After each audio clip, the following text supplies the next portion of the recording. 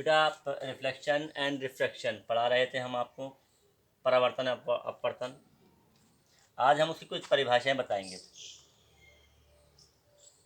बेटा कांच का जो गोला होता है, अवतल दर्पण बढ़ा चुके थे हम। अवतल दर्पण वो दर्पण होता है जिसकी दबी हुई सतह से परावर्तन होता है और उभरी हुई सतह पर पेंट किया जाता है।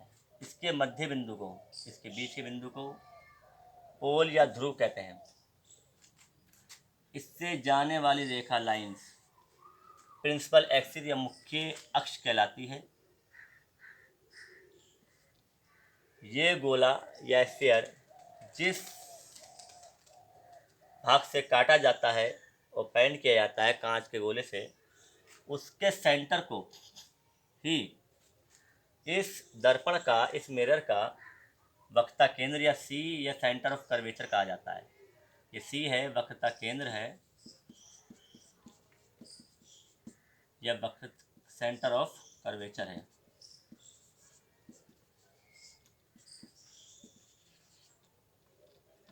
Centre of curvature. इसके द्वारक को, जो गोल अक्ष है जहाँ तक किरणें एंट्री करती हैं, प्रवेश करती हैं, उसको द्वारक कहा जाता है।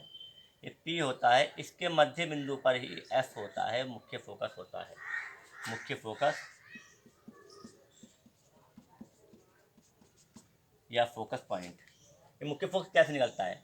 जो भी प्रिंसिपल एक्सिस, मुख्य अक्ष के समांतर किरणें होती हैं, चाहे वो नीचे से हों चाहे वो ऊपर से हों, परावर्तन के बाद एक बिंदु से गुजरती हैं, उस बिंदु को मुख्य फोकस कहा जाता है। याद होगा हमने पहले समतल दर्पण के प्रतिबिंब बताए थे कि समतल दर्पण में आने वाली किरण आपतित किरण, जाने वाली किरण परावर्तित किरण, और इस तल पर 90 डिग्री पर खींची गई रेखा अभिलंब कहलाती है।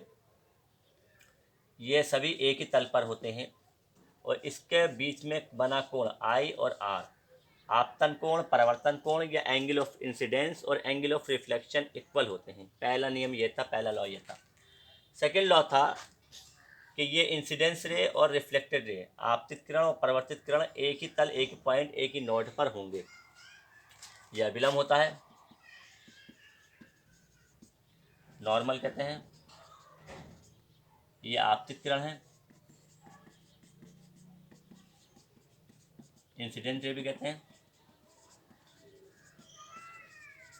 और ये रिफ्लेक्टेड रे कहलाती है, रिफ्लेक्टेड रे या परावर्तित किरण। ये तो परिभाषाएं हो गई मेन। पी पॉइंट पोल है, सी सेंटर ऑफ कर्वेचर है और एफ मुख्य फोकस है, प्रिंसिपल एक्सिस आने वाली। अब अगले पॉइंट में हम नियम बताने जाएंगे आपको।